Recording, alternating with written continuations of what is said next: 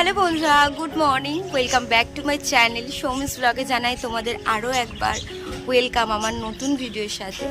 তো আজকে এখন হচ্ছে মানে কটা বাজে, ওই 7টা বাজিনি এখনও। তো চলো এখন থেকে তোমাদের সাথে ব্লগটা শেয়ার করছি। আশা করছি তোমাদের আজকে খুবই ব্লগটা ভালো লাগবে। আজ যেহেতু উপোস, আজকে বিপত্তারিণী ব্রত, তো আজকে তো উপোস করেছি, একটু পরে ঘরের কাজকর্ম হয়ে যাবে, আমি আর বৌদি মিলে যাবো হচ্ছে গঙ্গায়। তো চলো তোমাদের পুরো ব্লগটা শেয়ার করব। আশা করছি তোমাদের আজকে ব্লগটি ভালো লাগবে। আজকের ওয়েদারটা ভীষণ মেঘলা ছিল, ভাবলাম সকালবেলাটা একটু ফ্রেশ লাগছে, যেহেতু আজকে সকালবেলা তাড়াতাড়ি করে সব কাজকর্ম সেরে যাব একটু গঙ্গার পাড়ে। তো ওই জন্য সব তাড়াতাড়ি করে কাজ সেরে নিচ্ছি। আর আজকে রিহো কিন্তু অনেক তাড়াতাড়ি উঠে গেছে। প্রত্যেক বছর বিপত্তারিণী ব্রত দুবার করেই পড়ে, এটা স্বাভাবিকই। আর একটা পরে মঙ্গলবারে, একটা পরে শনিবারে, কিন্তু এই বছরে মঙ্গলবারটাই ফার্স্ট করেছিল। আমি মঙ্গলবারটাই করেছি, কারণ প্রথমটাই আমি সবসময় করে থাকি।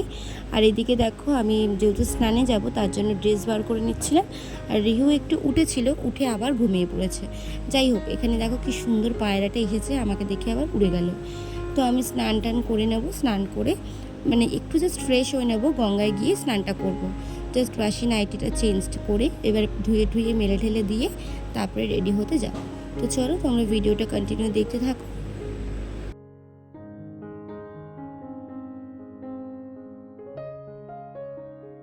স্নান করে এসে দেখি রিহু এখনও ঘুম থেকে ওঠেনি।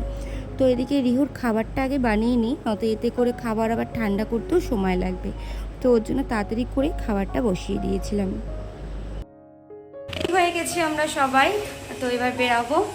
ট্রেন প্রায় ওই 9:20 নাগাদ। তো চলো তাড়াতাড়ি একটু বেরাই, কারণ টিকিট কাটতে হবে।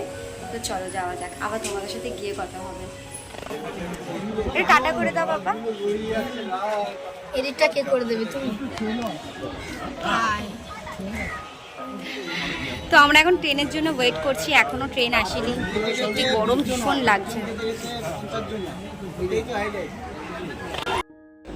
আজকে ট্রেনে মারাত্মক ভিড় ছিল, মানে অনেক লোকই যেহেতু উপোস করেছে, দেখেই বুঝতে পারছো স্টেশন পুরো গিজগিজ করছে।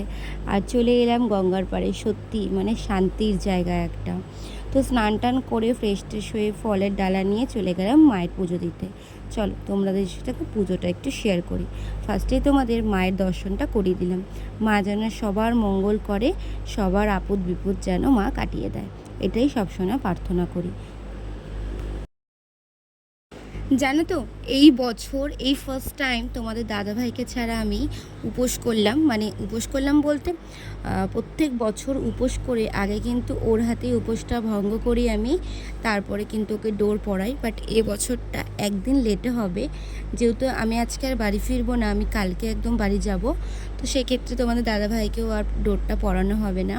তো গল্প করতে করতে দেখো আমরা কিন্তু ট্রেনেও উঠে পড়েছি। আর যাওয়ার সময় ট্রেনটা কিন্তু ভীষণ ভিড় ছিল, কিন্তু আসার সময় ট্রেনটা অনেকটাই ফাঁকা ছিল। যেহেতু ব্যারাকপুর লোকালটা, ওর জন্য ট্রেনটা একদম প্রথম থেকেই ফাঁকা ছিল। যাই হোক, ট্রেনে উঠে পড়েছি। এদিকে রিহু একটু ট্রেনে দাঁড়িয়েছিল। তো চলো আবার তোমাদের সঙ্গে বাড়ি গিয়ে কথা হবে। বাড়িতে এসে তোমাদের সাথে আর ভিডিও করা হয়নি। রিহুরও খিদে পেয়েছিল, ঘুম পেয়েছিল, তাই একটা ঘুম দিয়েই নিলাম। তুই ভাই কি করছো? এই এখন আলুর দম করা হচ্ছে। আর এদিকে দেখো, সব উপোসের থেকে এই বিপত্তারিণীর ব্রতর উপোসের নিয়মগুলো একটু আলাদা।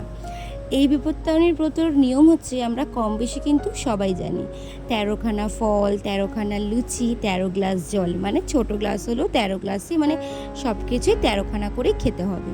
তো সেরকমই, যেই ভাবতো সেই কাজ। তো এখন সন্ধ্যাবেলায় জাস্ট আলুর দম বসাচ্ছি, এবার গরম গরম পরে একটু লুচি করে নেবো, তাহলেই হয়ে যাবে। তো তোমাদের দিনটা কেমন গেল আজকে, আর তোমরা কারা কারা ব্রত করেছো অবশ্যই কিন্তু কমেন্টস করে জানি।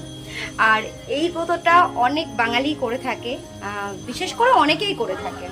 তো আমিও অনেক ছোটোবেলা থেকে এই উপোসটা করি, আমার ভীষণ খুব ভালো লাগে। আর আমার মায়ের সাথে যেহেতু করতাম, সেই জন্য এখন আর ছাড়া হয়নি এটা। তো কন্টিনিউ করেই যাচ্ছি, যতদিন বাঁচবো করে যাবো।